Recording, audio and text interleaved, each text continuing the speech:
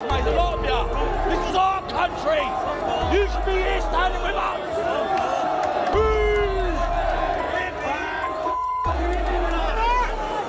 एक ऐसा दिन जब लंदन की सड़कों पर लाखों लोग उमड़ पड़े, झंडे लहराएं और एक ही नारा गूंजे, बाहर जाओ।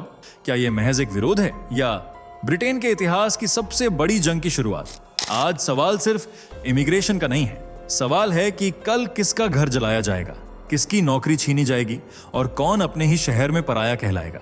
आपने कभी सोचा है क्यों एलोन मस्क जैसे अरबपति इस भीड़ के साथ खड़े हैं? क्यों एक पाकिस्तानी महिला को गृह मंत्री बनाने पर पूरा ब्रिटेन आगबबूला है?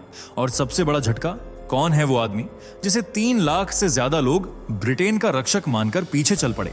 इस वीडियो में आप वो सब देखेंगे जिसे मीडिया छुपा रहा है, असली प्लान, असली चेहरे और वो सच जो आने वाले 10 सालों में ब्रिटेन का नक्शा ही बदल सकता है।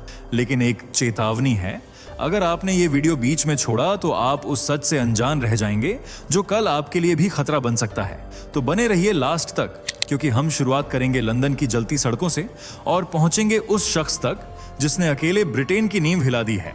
और यकीन मानिए, जब आप नाम सुनेंगे आपके मन में सिर्फ एक सवाल गूंजेगा, क्या यही आदमी पूरे ब्रिटेन का भविष्य बदलने वाला है?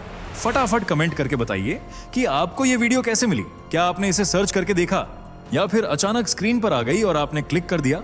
हमें भी जानना है कि हमारी न्यूज आप तक कैसे पहुंच रही है। और हाँ, चैनल को सब्सक्राइब जरूर करें ताकि आपको लेटेस्ट खबरें सबसे पहले मिलती रहें। क्या है एंटी इमिग्रेशन मार्च जिसने लंदन में भूचाल ला दिया? क्यों भारतीयों और मुसलमानों के खिलाफ लंदनवासी जमकर हंगामा कर रहे हैं? कौन है टॉमी रॉबिन्सन जो लंदन से शरणार्थियों को बाहर निकालने की मुहिम छेड़ चुके हैं? क्यों ब्रिटेन में मुसलमानों का रहना बढ़ता आतंकवाद माना जाता है? क्यों सरकार ने एक पाकिस्तानी महिला को गृह मंत्री बना दिया? क्या सच में मुसलमान ब्रिटेन की कमजोरी हैं या फिर ताकत? क्यों एलोन मस्क प्रदर्शनकारियों का साथ दे रहे हैं? कीर स्टॉर्मर को लेकर उन्होंने क्या कहा है, ये जानने के लिए वीडियो के अंत तक बने रहिए। लेकिन वीडियो शुरू करने से पहले वीडियो को लाइक करें। मेलबर्न से लेकर लंदन तक, सिडनी से लेकर पेरिस तक प्रवासियों के खिलाफ विरोध प्रदर्शन हो रहे हैं। लोग सरकार पर दबाव बना रहे हैं कि वह प्रवासियों को शरण न दे और सभी इमिग्रेंट्स को जल्द से जल्द बाहर का रास्ता दिखा दे। कई सरकारें ऐसा कर भी रही हैं, जबकि कुछ देश जनता के विरोध के बाद भी खामोश बैठे हैं, जैसे ऑस्ट्रेलिया। वहां 31 अगस्त 2025 को मार्च फॉर ऑस्ट्रेलिया नाम की एक रैली निकाली गई थी जिसका मकसद इमिग्रेशन पर पाबंदी लगाना था। ये देखिए,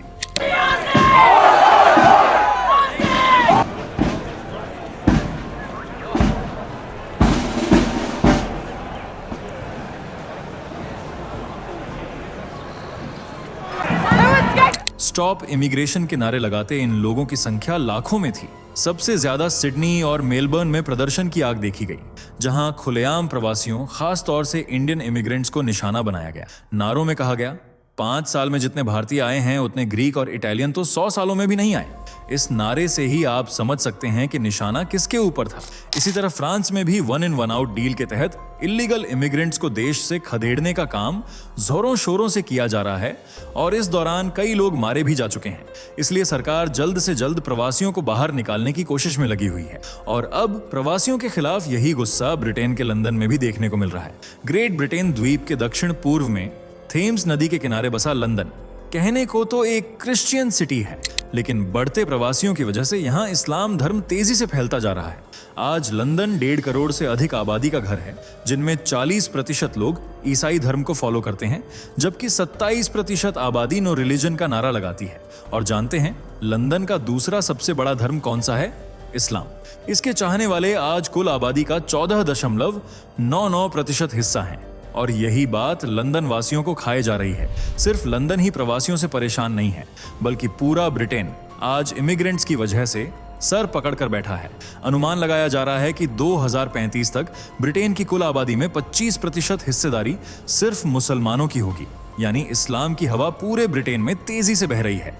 लंदन जैसे शहरों में तो नो गो जोन तक बना दिए गए हैं। इन जोन्स में ज्यादातर आबादी मुसलमानों की है, जिन्हें यह बिल्कुल पसंद नहीं कि कोई गैर मुस्लिम उनके इलाके में आए।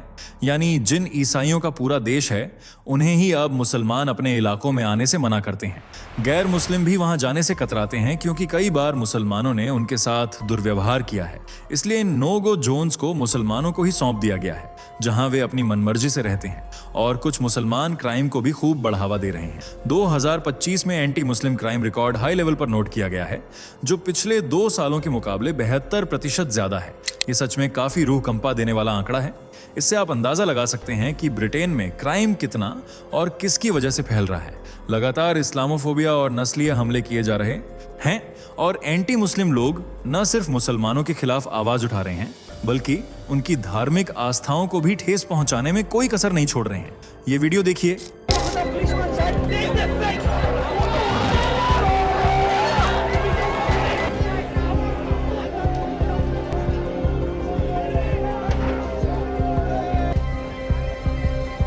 इस वीडियो में दिख रहे ये लोग एंटी इस्लाम हैं जो शहर में विरोध की बाढ़ ले आए हैं। वे जमकर इस्लाम के खिलाफ न केवल विरोध प्रदर्शन कर रहे हैं, बल्कि आगजनी जैसी घटनाओं को भी अंजाम दे रहे हैं। आज प्रवासियों, खासतौर से भारतीयों और मुसलमानों का ब्रिटेन में रहना मुहाल हो गया है। मुसलमानों की मस्जिदों पर हमले किए जा रहे हैं, मुस्लिम महिलाओं के साथ सरेआम बदतमीजी की जा रही है, उनका अपमान किया जा रहा है। सितंबर 2025 में सेंट जॉर्ज फ्लैग कैंपेन के दौरान भी मस्जिदों को ही टारगेट किया गया था। वहीं फरवरी 2025 में एंटी मुस्लिम क्राइम का आंकड़ा जब पेश किया गया तो हर कोई दंग रह गया, क्योंकि यह घटनाएं करीब 5000 तक पहुंच गई थीं। इसका कारण है कि मुस्लिम शरणार्थियों की संख्या समय के साथ लगातार बढ़ रही है। ब्रिटेन के कई स्कूलों में हलाल ओनली लंच अनिवार्य कर दिया गया है, जिससे गैर मुस्लिम बच्चों को काफी असहज महसूस होता है। मस्जिदों की संख्या भी दिन ब दिन बढ़ती जा रही है। स्ट्रीट प्रेयर्स और शरिया अदालतों को लेकर लोकल लोगों में भारी आक्रोश देखने को मिल रहा है, क्योंकि वे अपने ही देश में पराये हो गए हैं। जहां पहले चर्च से प्रेयर की आवाज सुनाई देती थी, अब मस्जिदों से अजान की आवाज गूंजती है। और यह सब हुआ सत्ता में बैठे राजनेताओं की वजह से। खासकर लेबर पार्टी को बढ़ते इमिग्रेंट्स का मुख्य कारण माना जा रहा है। दरअसल लेबर पार्टी मुसलमानों को अपना सबसे बड़ा वोट बैंक मानती है, इसलिए वह न सिर्फ उन्हें खुलकर जीने का हक देती है, बल्कि उनके हक के लिए आवाज भी बुलंद करती रहती है। लेकिन अब जनता की आवाज भी तेज हो गई है और एक आवाज ने पूरे लंदन से लेकर ब्रिटेन तक को हिला डाला है, और वह है टॉमी रॉबिन्सन।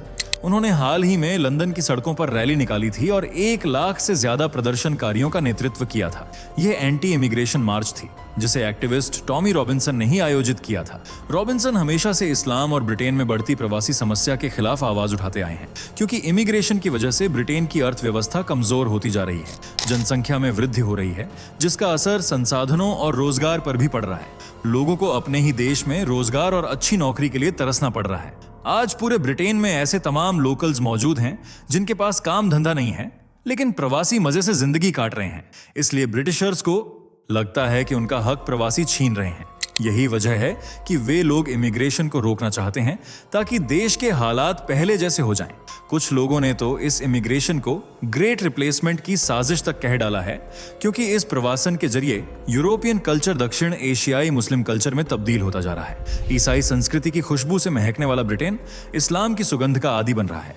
इसलिए इमिग्रेशन को रोकने की मांग तेजी से उठ रही है। इसका नतीजा हाल ही में एक रैली के रूप में देखने को मिला। यह विरोध प्रदर्शन सबसे पहले उन होटलों के बाहर शुरू हुआ था जहां इमिग्रेंट्स को रहने के लिए पनाह दी गई थी। उसके बाद प्रोटेस्टर्स नो गो जोन वाले इलाकों में भी गए, और जब उन्हें पुलिस ने रोकने की कोशिश की तो प्रदर्शनकारियों ने पुलिस की बात मानने के बजाय उन पर ही हमला कर दिया और पुलिस के साथ खूब पंगेबाजी की। लेकिन जल्द ही पुलिस ने हालात पर काबू पा लिया। पर 1 लाख आबादी को कंट्रोल करना इतना भी आसान नहीं था, और प्रदर्शनकारियों की ताकत तब और ज्यादा बढ़ गई जब एलोन मस्क ने वीडियो कॉल के जरिए उनकी हिम्मत बढ़ाई। प्रदर्शनकारियों का यह सहयोग एलोन मस्क ने उस समय किया है जब डोनाल्ड ट्रंप खुद ब्रिटेन जाने वाले हैं। इससे डोनाल्ड ट्रंप की मुश्किलें बढ़ सकती हैं, क्योंकि एलोन मस्क ने ब्रिटेन की सरकार के खिलाफ खूब बयानबाजी की है। रैली के दौरान उन्होंने कहा कि ब्रिटेन में बड़े पैमाने पर सरकारी सुधार की जरूरत है। यहाँ जनता को असली ताकत मिलनी चाहिए, न कि अफसरों को जो लोगों की परवाह नहीं करते। एलोन ने लोगों को समझाया कि हमें क्रांतिकारी सरकारी बदलाव चाहिए। लोगों को एकजुट होकर सरकार को सुधारना होगा और यह तय करना होगा कि सरकार सच में जनता के लिए काम करे। मस्क ने चेतावनी देते हुए कहा, हिंसा आ रही है, आपके पास 2 विकल्प हैं, या तो लड़ो वरना मर जाओ। जनवरी में एलोन ने प्रधानमंत्री कीर स्टारमर पर तीखा बयान देते हुए कहा था कि उन्हें तो जेल में होना चाहिए। कीर स्टारमर से आज जनता भी खुश नहीं है, क्योंकि उन्होंने एक ऐसा फैसला लिया है जिससे लोकल्स को ठेस पहुंची है, और वह है एक पाकिस्तानी महिला को गृह मंत्री बनाना। यह ब्रिटिश इतिहास में पहली बार हुआ है। इस महिला का नाम है शबाना महमूद, जो पाकिस्तान की मूल निवासी हैं। और प्रवासन के जरिए ब्रिटेन में दाखिल हुई थीं। अब कीर स्टारमर की वजह से वे गृह मंत्री की कुर्सी पर भी बैठ गई हैं और उसी पल से इमिग्रेशन को और ज्यादा बढ़ावा मिल रहा है। ये उसी लेबर पार्टी से हैं जो मुसलमानों के पक्ष में रहती है, इसलिए शबाना महमूद को इतना बड़ा ओहदा दिया गया है। साथ ही इमिग्रेशन का पूरा कंट्रोल भी शबाना के ही हाथ में है। अब वो चाहे तो अपनी मर्जी से पूरे पाकिस्तान को ब्रिटेन में आने की परमिशन दें या फिर सभी प्रवासियों को देश से बाहर निकाल दें। यह पूरा अधिकार उनके पास है। गृह मंत्री बनने के बाद से ही शबाना ने प्रवासियों को आने की छूट दे रखी है, जिसका खुलासा खुद टॉमी रॉबिन्सन ने किया था। उन्होंने एक ट्वीट के जरिए बताया कि शबाना ने पहले ही दिन 1000 से ज्यादा इलीगल इमिग्रेंट्स को ब्रिटेन में आने की अनुमति दे दी है। यानी एक तरफ जनता इमिग्रेंट्स के खिलाफ है, वहीं दूसरी तरफ सरकार इमिग्रेशन को बढ़ावा दे रही है। यही वजह है कि आज लंदन और पूरा ब्रिटेन विरोध प्रदर्शन की आग में धधक रहा है। आपको क्या लगता है, क्या प्रवासियों को देश से बाहर निकालना सही है या नहीं? अपनी राय कमेंट में बताइए। वीडियो को लाइक करें और चैनल को सब्सक्राइब करके बेल आइकॉन जरूर दबाएं। दोस्तों, आपकी स्क्रीन पर 2 और वीडियो दिख रही हैं, जिसे देखने के लिए आप स्क्रीन पर क्लिक करें। दोनों देखिएगा, बहुत अच्छी वीडियो बनी है।